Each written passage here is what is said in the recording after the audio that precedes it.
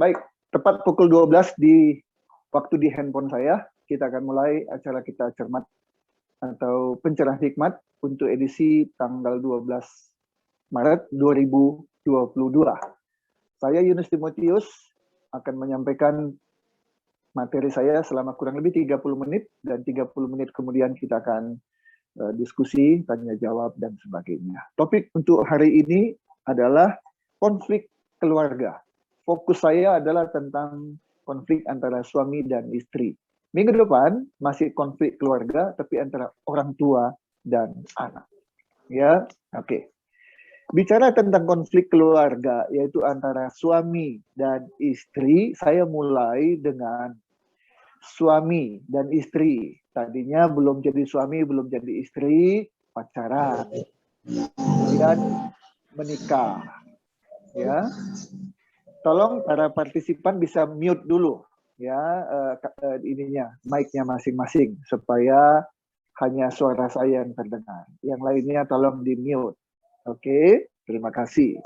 Nah, bertemulah dua orang, laki-laki dan perempuan. Mereka menikah karena satu, karena cinta. Tapi ada juga yang menikah karena apa? Karena penampilan. Yang laki-laki lihat perempuannya cantik, menarik.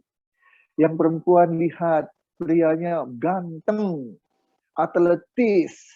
Jadi menikah hanya karena penampilan, karena wajah. Ada yang menikah karena dijodohkan. Ya, dijodohkan. Ada yang menikah karena maaf, harta. Lihat si perempuannya anak orang kaya. Lihat si laki-lakinya anak konglomerat. Jadi menikah karena harta. Dan ada lagi beberapa alasan-alasan lain kalau ditanya, kenapa kamu menikah dengan dia? Karena begini, karena begini, karena begini, dan karena begini. Tapi yang paling baik tentunya menikah itu pertama karena cinta, karena kasih, karena sayang, dan satu lagi, Bapak Ibu sekalian, menikah karena mengenal pasangannya. Resikonya sangat tinggi kalau kita menikah dengan seseorang yang sebenarnya kita belum kenal dia. Belum kenal siapa dia. Belum kenal apa sifat-sifatnya. Tidak hanya sifat-sifat yang baik, termasuk kita juga tahu sifat-sifatnya yang buruk. Jangan waktu pacaran semuanya serba manis, semuanya serba indah, karena panggung sandiwara. Semuanya ditutup-tutupi, yang keluar hanya yang baik-baik saja. Tapi setelah menikah, baru keluar perkataan gini, astaga, saya baru tahu kamu sesungguhnya ya. Sudah terlambat, sudah menikah.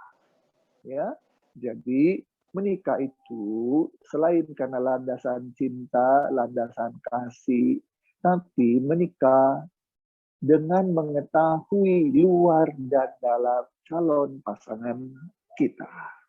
Nah, Bapak Ibu sekalian, dua orang manusia, perempuan dan laki-laki bertemu, kemudian lewat sebuah proses yang bisa pendek, bisa menengah, bisa panjang, mereka menikah. Padahal dua manusia ini tentu berbeda. Berbeda jenis kelaminnya. Masa laki-laki menikah dengan laki-laki, perempuan menikah dengan perempuan? Tentu tidak ya. Menikah antara perempuan dengan laki-laki atau antara laki-laki dengan perempuan itu berbeda. Tetapi selain jenis kelamin berbeda, mereka juga punya perbedaan-perbedaan yang lain.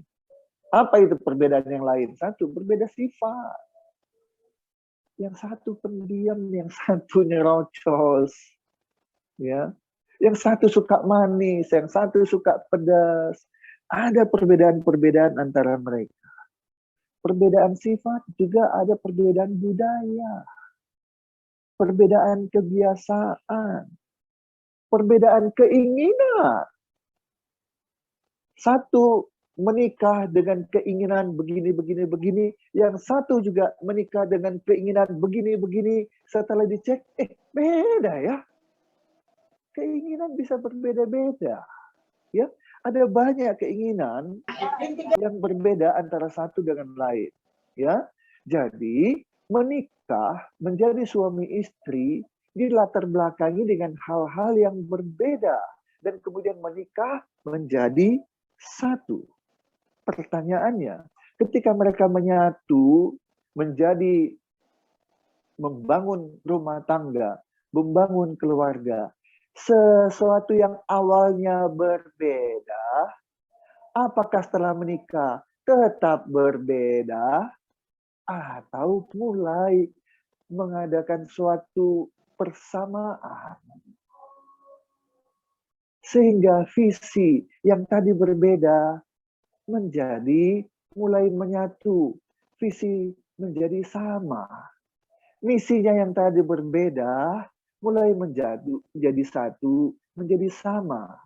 Sifat-sifat tadi yang bawa sifat masing-masing mulai menyatu atau tetap berbeda. Disinilah kita akan lihat. Kalau dua orang ini masing-masing hanya membawa sifatnya sendiri-sendiri, kebiasaannya sendiri-sendiri, keinginannya sendiri-sendiri, budayanya sendiri-sendiri, tidak mau menyatu, visi misi nggak mau menyatu, tujuan tidak mau menyatu, bahkan caranya pun tidak mau menyatu, konflik mulai terjadi. Nah, ini dia.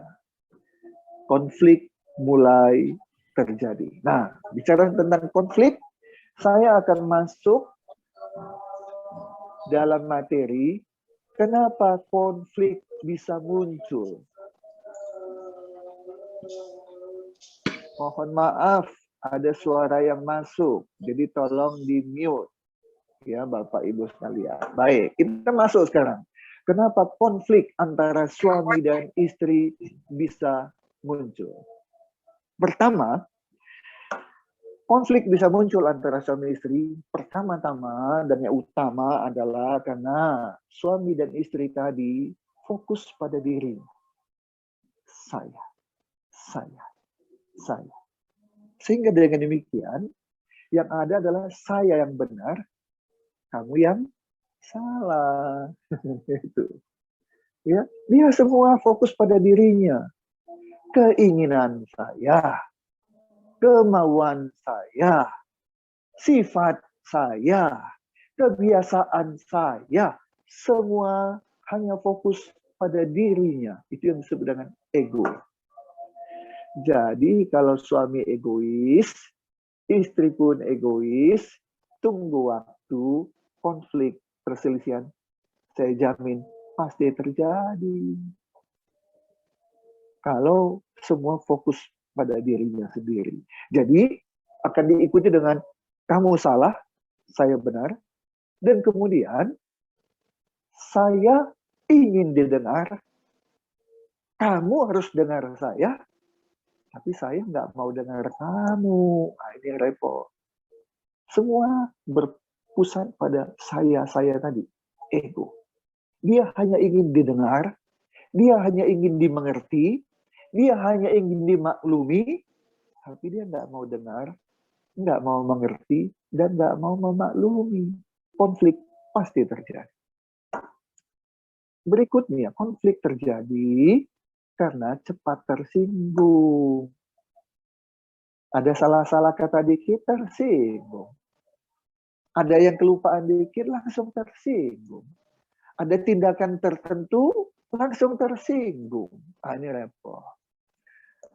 Suami atau istri yang cepat tersinggung, nah, ini repot. Konflik cepat terjadi. Bisa tiap hari, bahkan hitungan jam.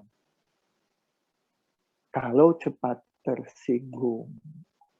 Konflik bisa terjadi kalau antara satu dengan lain suka membanding-bandingkan. Suami bilang, kamu nggak seperti itu sih, coba sih itu. Wah, begini-begini, coba kamu seperti itu. Wah, kamu gitu si istri itu. Sama, suami juga kalau dibanding-bandingkan oleh istrinya, kamu suami Harusnya seperti itu. Pasti konflik terjadi kalau suka membanding-bandingkan. Konflik juga terjadi kalau orang tua ikut campur dalam rumah tangga anak-anaknya. Alasannya, ya kepedulian dong, orang tua peduli sama anaknya. Nggak boleh. Anak yang sudah berumah tangga, berkeluarga karena sudah dewasa dong.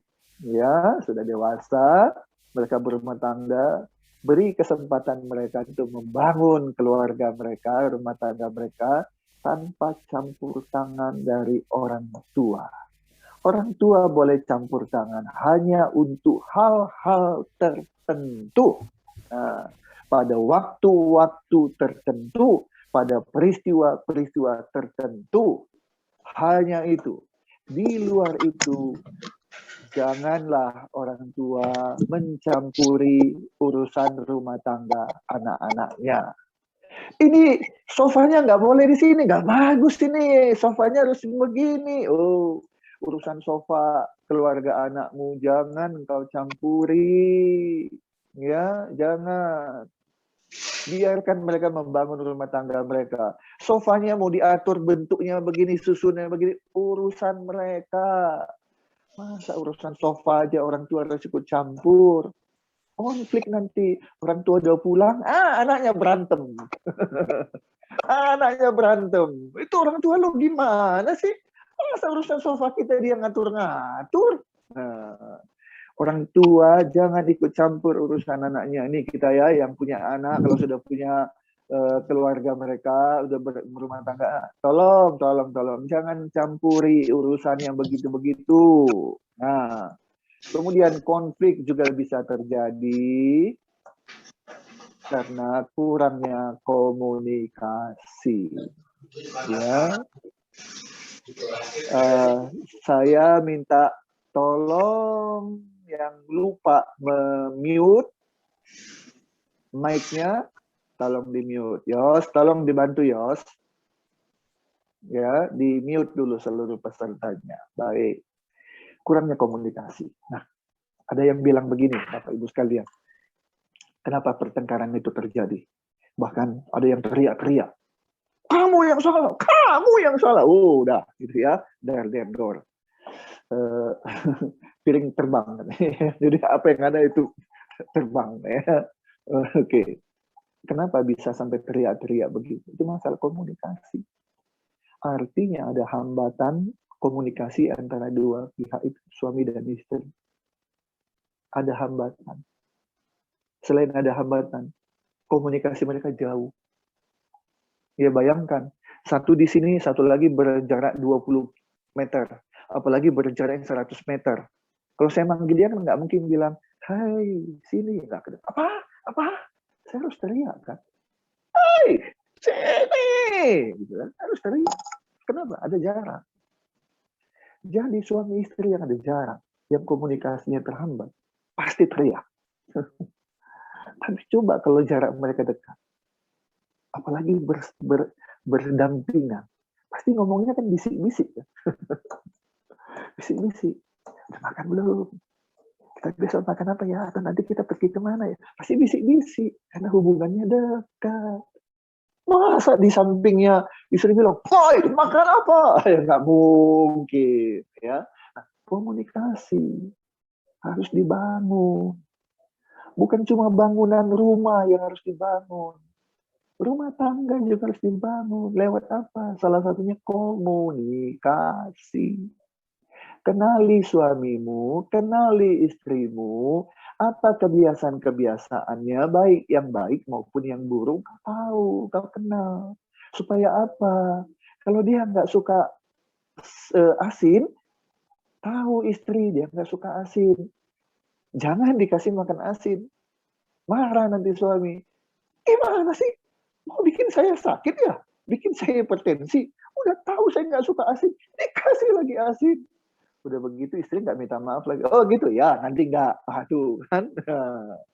Tapi aduh, sorry, saya lupa, maaf ya. Terus dibelai suaminya, suami bilang nggak apa-apa, ya. komunikasi harus dibangun. Mulai dari pacaran sampai pada menikah, sampai kapanpun tua, punya anak dan cucu, komunikasi harus dibangun. Kemesraan itu muncul dari tindakan, tapi juga dari ucapan. Ya, harus dibangun.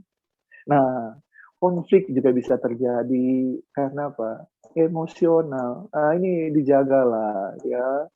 Jangan dikit-dikit emosi, dikit ya. Jangan. Suami cepat emosi, istri cepat emosi, rumah tangga pasti babak belur. Pasti babak belur. Masing-masing pihak harus menurunkan emosi, barulah keluarga itu bisa harmoni.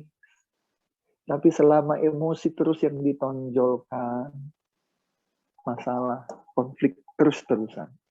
Oke, tadi kita sudah tahu ya, ada banyak penyebab terjadinya konflik antara suami dan istri. Bagaimana mencegahnya? Apalagi bagaimana mengatasinya? Pak Yunus ini udah kepalang. Ini antara saya dengan istri atau antara saya dengan suami, situasinya sudah begitu rupa, Pak.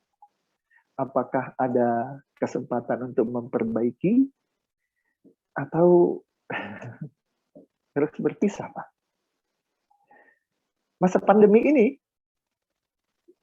tingkat perceraian tinggi. Ya, di pengadilan agama, di pengadilan negeri itu tinggi. Ya, tinggi. Nah, apakah harus berakhir seperti itu? Saya bilang, kalau dua belah pihak masih saling mencintai, selalu ada jalan keluar. Selagi dua belah pihak mau menurunkan ego, selalu ada jalan keluar. Nah, ini beberapa yang saya ingin sampaikan. Bagaimana caranya untuk mencegah atau caranya mengatasi. Nomor 1, suami, ingat jasa-jasa istrimu, istri, ingat jasa-jasa suamimu dan hargai itu. Jadi jangan lihat, cerewet lu, pedit lu, masih uang juga terbatas, selebihnya lu simpan sendiri. Suami macam apa itu? Suami bilang, habis lu boros. Cari kesalahan melulu. Hari ini, ingat-ingat kembali apa jasa-jasa suami atau istrimu. Jadi istri itu nggak gampang. Bangun duluan. Benar apa betul? Ayo. Istri bangun duluan. Udah bangun, dia mengerjakan ini, dia mengerjakan itu, dan sebagainya. Setelah itu ada istri yang masih kerja. Pergi berangkat. Udah capek kerja pulang. Pulang ke rumah nggak langsung bisa istirahat. Langsung masuk ke dapur. Kerja lagi. Siapkan makanan untuk suami, untuk anak-anak. Bebersih ini, bebersih itu. Ada yang nyuci lagi. Macam-macam. Bapak-bapak. Itu capek. Capek. Coba aja kalau nggak percaya. Bapak-bapak satu hari deh. Ganti ini tuh kerjaan istri. Langsung deh ampun-ampunan. Udah. Lain kali nggak mau lagi. Baru ngepel setengah rumah aja, udah rasanya, aduh ini pinggangnya kok sakit banget. Padahal istri tiap hari, tiap minggu, tiap bulan, tahunan itu dia kerjakan dan nggak pernah dia ngeluh. Hargai istri kita. Istri-istri, hargai juga suamimu. Kerja itu nggak enak. Satu, kerja itu pasti capek. Apalagi kerja di tempat orang lain, di perusahaan orang lain. Salah dikit dimarahin gitu. Bukan cuma ditegur ya, dimarahin. Kerja yang benar tuh lu, punya otak nggak lu? Aduh. Ya, suami ngalamin itu kadang-kadang di kantor dan dia bilang, ya baik Pak, saya akan perbaiki dan segala macam. Aduh, kerja itu nggak enak, capek, belum lagi dibeginin begituin gitu ya. Jadi kalau dia pulang, hargai. Cari uang itu nggak gampang. Ya, nah intinya kalau kita menyadari betapa berjasanya istri kita, betapa baiknya istri kita, berjasanya suami kita, betapa baiknya suami kita, maka adapun kekurangan-kekurangan, adapun kelemahan-kelemahan dia tertutup dengan kebaikan dan jasa-jasanya. Nggak usah dikorek-korek. Manusia langsung kelihatan kok keburukan dan kelemahannya. Nggak usah dicari-cari, langsung kelihatan. Mari kita cari-cari dan korek-korek kelebihannya, kebaikannya, itu aja kita ingat. Itu nomor satu. Ya, fokuslah pada jasa-jasa dari suami dan istri, ya, dan hargai itu. Hargai. Maka kita akan bilang, aduh, saya beruntung banget punya dia sebagai istri ya. Atau saya beruntung banget punya suami seperti dia. Ya kan itu tadi. A, B, C, D, E. Semua yang kita lihat adalah kebaikan-kebaikannya. Kita lihat ada kelebihan-kelebihannya. Makanya saya suka bilang, istri saya diganti tukar tambah. Istilahnya apapun dengan artis yang paling cantik, paling kaya. Saya nggak mau. Nggak mau. Kenapa? Inilah yang terbaik yang saya punya. Nah, gitu. Bukan cuma mulut loh, nggak cuma omong doang loh. Enggak. Tanya sama saya, Pak Yunus, istri Pak Yunus punya kekurangan nggak? Oh, pasti punya. Mungkin enggak. Tapi saya nggak mau fokus ke sana. Saya mau fokus kepada kelebihan-kelebihan, kebaikan-kebaikannya. Saya mau fokus ke sana. Maka saya dulu, sekarang, dan kapanpun, saya selalu bilang, dialah yang terbaik menjadi istri saya. Yang lain bilang, enggak, istri saya yang terbaik, ya syukurlah. Pokoknya bagi kita, bagi saya, istri kita masing-masing itu adalah itu yang terbaik untuk kita sebagai suami. Yang kedua, bangun komunikasi. Bangun komunikasi. Ya, ini komunikasi bukan sekedar bicara. Komunikasi itu lebih dari sekedar berbicara. Berbicara yang berkualitas. Membangun komunikasi artinya tidak ada lagi batas antara suami dan istri. Tidak ada lagi yang dirahasiakan antara suami dan istri. Itu komunikasi. Bisa humor, bisa melucu. Itu komunikasi. Sehingga, aduh, komunikasinya jadi enak. Jangan kaku. Nah, itu dia. Nah, itu dia.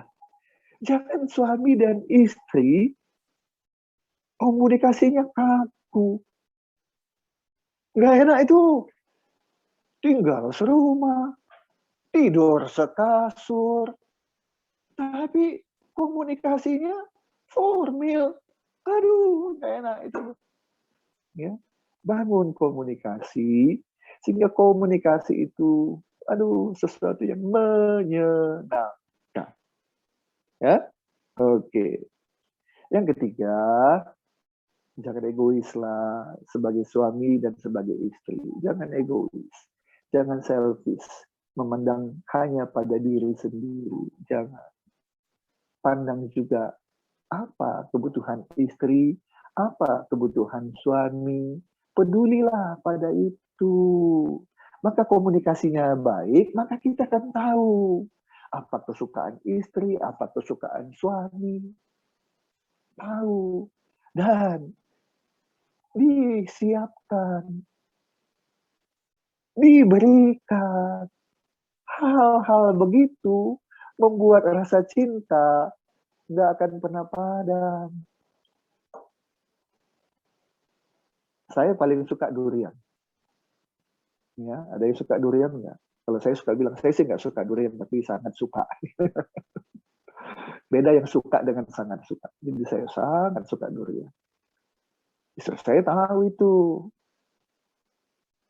Saya suka dengan pete yang dimasak dengan sambal pakai udang.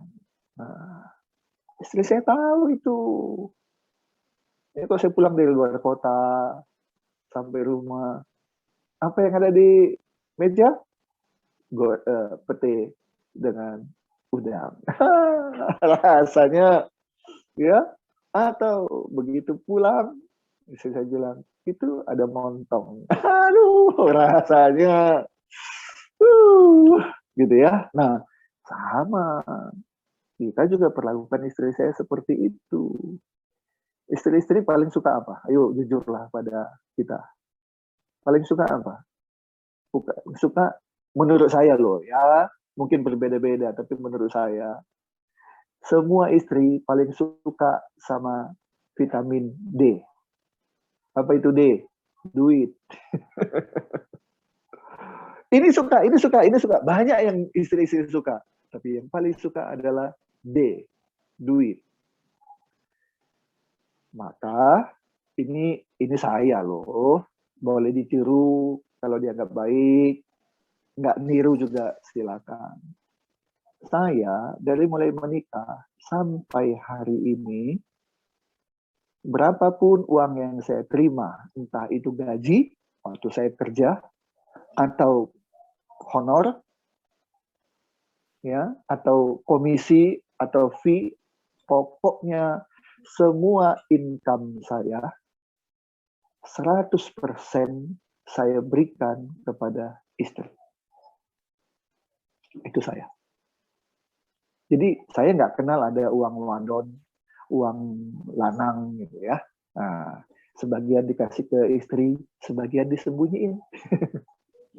Saya nggak ada yang begitu-gituan. 100%. Kalau itu dalam amplop, utuh amplopnya saya berikan. Itu terjadi sejak saya menikah sampai hari ini dan seterusnya. Jadi istri kan senang kan. Utuh loh, diberikan semua untuk dia. Ya, kalau saya dapat transfer, saya bilang langsung saya kasih tahu istri saya dapat sekian. Terus saya bilang ini semua untuk mami. Aduh, itu pasti. Terima kasih papi, terima kasih papi. Ya, karena saya tahu uang saya adalah uang istri adalah uang istri. Tapi nggak apa-apa, karena istri tahu kebutuhan suami, ya. Saat kita butuh, ya tinggal minta. Ya. Nah ini, ketahui apa kesukaan suami, ketahui apa kesukaan istri, penuhi itu, maka nggak akan ada konflik. Ya, jangan egois, jangan hanya memikirkan diri sendiri, tapi pikirkan juga kepentingan pasangan kita. Berikutnya, Bapak Ibu jangan suka teriak. Jangan suka teriak. Suami ke istri teriak. Istri ke suami teriak. Stop. Panggil dengan lembut. Ya, panggil dengan lembut.